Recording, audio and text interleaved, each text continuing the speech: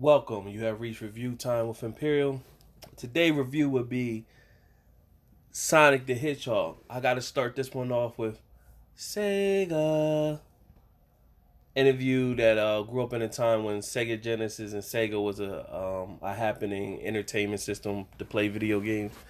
You know all about that. So let's get into it. So Sonic the Hedgehog was one of when Sega Genesis launched. It was one of the main games that came with Sega Genesis, and a lot of us young gamers at the time, we indulged in playing Sonic hours at a time, using the speed, collecting the coins, and going through the obstacles. And it was a cool game. And then going through the water part, and you had to swim through the water park, and you got to keep grabbing bubbles to get air and stuff like that. So yeah, Sonic was a cool game that we all used to play. But after that, when it got to like Sonic Part Two and all that other stuff, it kind of got a little whack, especially when he had his little buddy, whatever his little buddy was. That was kind of whack. But all these years later, almost 20 something years later, they came out with the movie, and the movie was good.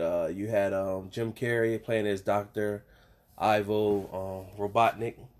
The voice of Sonic the Hedgehog was Ben Schwartz. You had James Marsden as Tom Wachowski, and his wife was Tinka Sumter, Maddie Wachowski, and that was pretty much the main characters. And Jim Carrey, this is the first time I've seen Jim Carrey in a movie in a while, and he did great in playing Doctor Robotnik.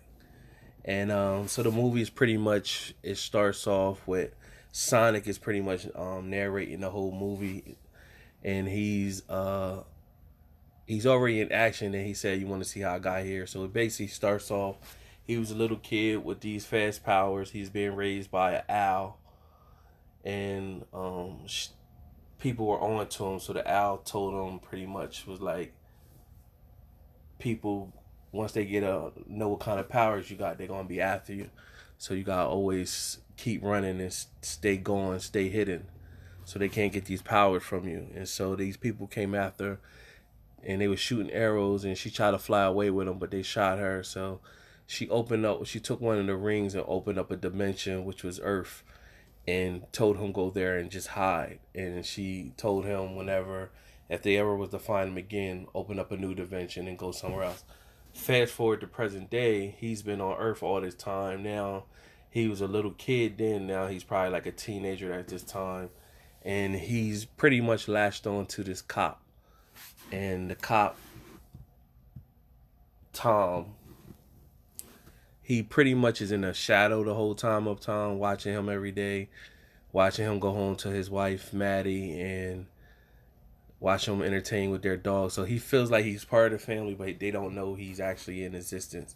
There's a town old man who they think is crazy that says he's seen him, but they think he's crazy or whatever. So Sonic is pretty much entertaining himself, having conversations by himself, looking for friendship and companionship. Not necessarily companionship, friendship, and people know that he exists.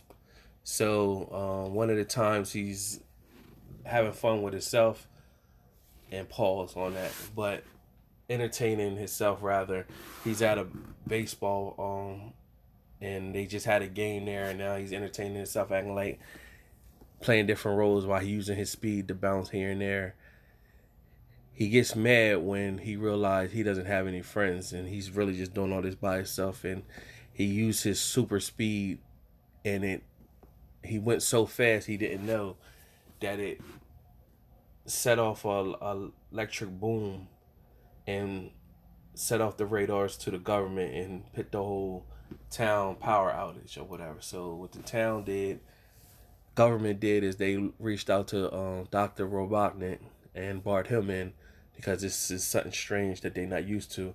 Now Dr. Robotnik is a super intelligent doctor, but he's quirky, so they don't like to deal with him. And so he comes in and he's basically investigating Sonic.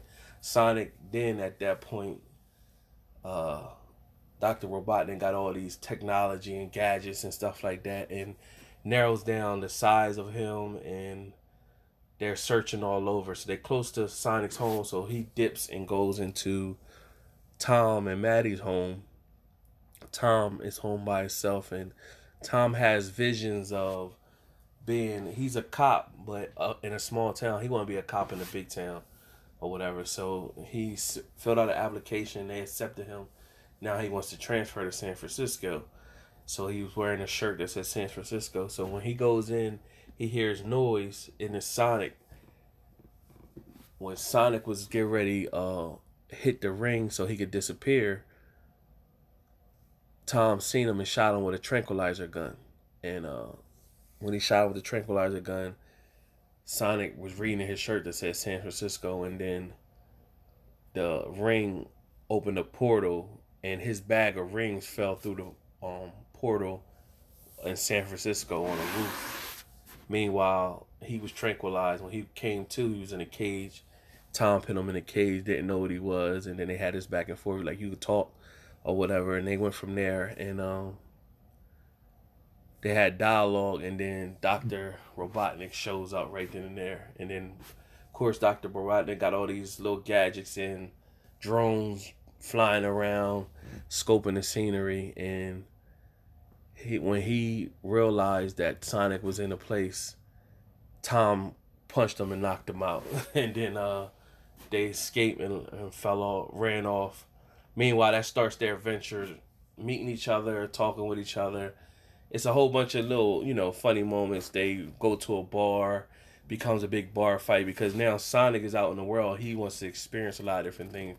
So it's a big bar having, with bikers and stuff like that, having like a shindig, and he's over there in action, and then they get into a big bar fight, and then he uses his Sonic speed where everything's in slow motion, but he's the one that's moving stuff all around.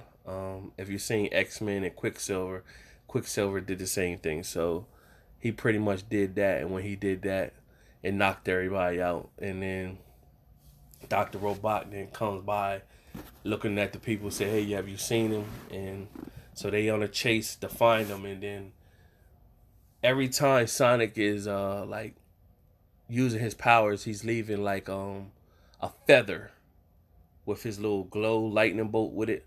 So Dr. Robotnik takes that feather and duplicates the power source from it to activate the rest of his technology and devices and drones and stuff like that. So that's pretty much it. And eventually Tom meets up with his wife. She meets Sonic, and Sonic is knocked out at first because he did a big boom, and then they meet each other, and then they finally get his rings back. And when they get his rings back, Robotnik shows up, and it's like a big showdown, and they fighting with him. They use the ring to get back to their hometown, and then they get a big showdown, and then Sonic was knocked out again, and Robotnik was about to use his powers to destroy him, and Tom stepped up saying, this is my friend, and that was like on Sonic's bucket list of things that he wanted to do before he left Earth, is have a real friend. So when Tom said he was his real friend, Sonic jumped up and he drummed up all his whole power source, and then he was ready to stand up to Robotnik. And so they threw a ring in the air, and then Sonic used his power, hit Robotnik back into the portal that Sonic was supposed to go to, like in the middle of nowhere. And then that was pretty much it. And the government showed up and basically said they thanked the people for pretty much, not saying nothing and acting like nothing happened. They asked him, has they seen Sonic? They pretty much said no, they haven't seen him. Of course, Sonic's there or whatever. And from there, it shows Robotnik. He's on that other world, and he has one of Sonic's feathers. And now at this point, he got a bald head. He didn't have a bald head the whole. So if you remember from the people who are actually into Sonic and remember from the cartoon or the video game, Robotnik had a bald head. So the whole movie, Robotnik didn't have a Jim Carrey character didn't have a bald head. And now when you see him at the end, and his beard was like kind of small. Now since he went to this other planet where everything is like humongous, Uh, he has a big beard and a bald head. He put his goggle glasses on. So Jim Carrey did a great job playing Robotnik. That was cool.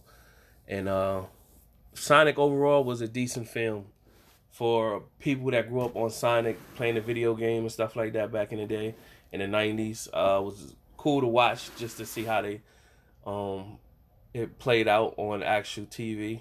I mean, on film in a movie. So my 3-star rating system, I'm gonna give this movie 3 out of 4 stars. It was a decent film. I can see how somebody could say 2.5, but I say 3 out of 4 stars.